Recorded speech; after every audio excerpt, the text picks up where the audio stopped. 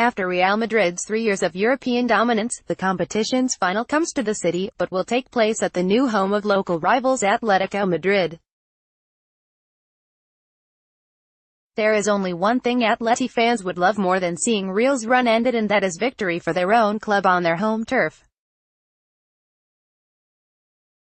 Having lifted the 2017-18 Europa League and reached the final of the Champions League twice in the last 5 seasons, Atletico are perfectly poised to make a run all the way to the winner-takes-all game on June 1, 2019.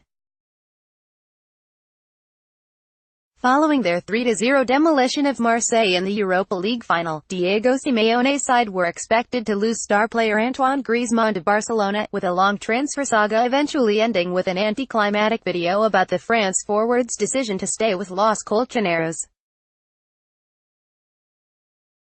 Atleti have already been busy preparing for next season, tying down Griezmann and defender Lucas Hernandez, as well as agreeing a deal to sign winger Thomas Lemar from Monaco for a reported €60 million (£52.9 million) per $70.5 million.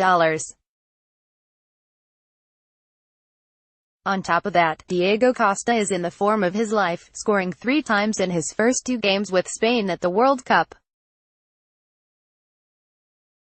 Before heading to Russia, Costa had a mixed return in Madrid, scoring just 7 times in 23 games following his January transfer from Chelsea.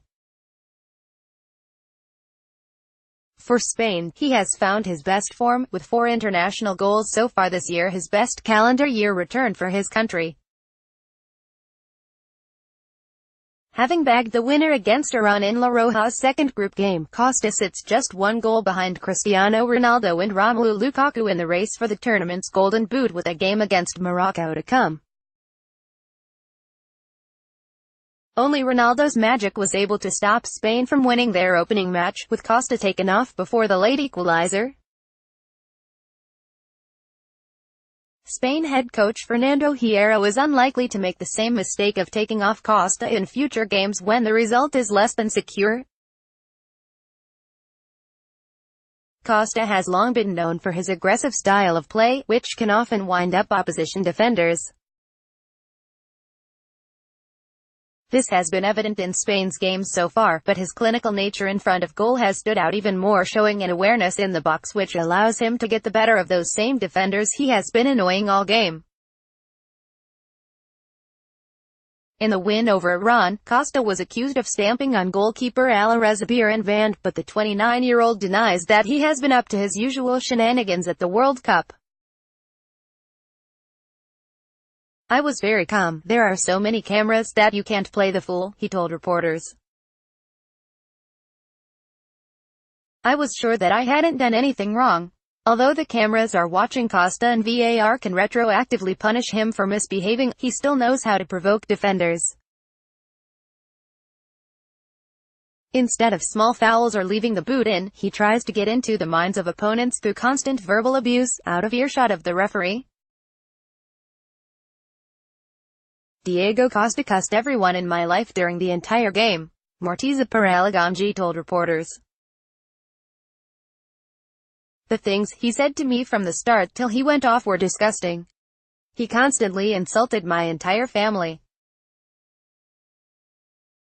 He would just turn around and look me in the eye and insult my sister and mother.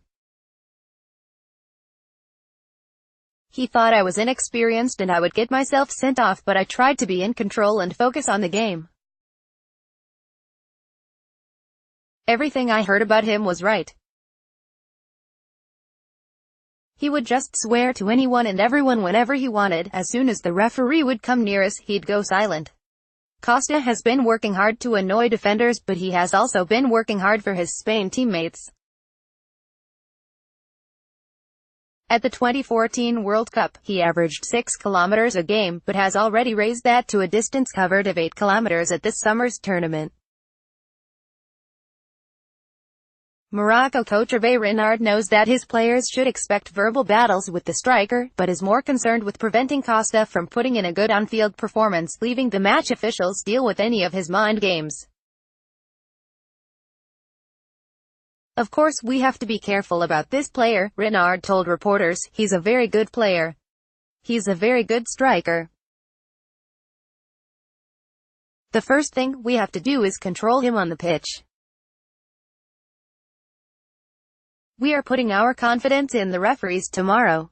He is a more well-rounded player than when he featured for Atletico Madrid in the Champions League final in 2014. Then, he was rushed back from injury and lasted just 8 minutes in the final as Atletico lost 4-1 to rivals Real.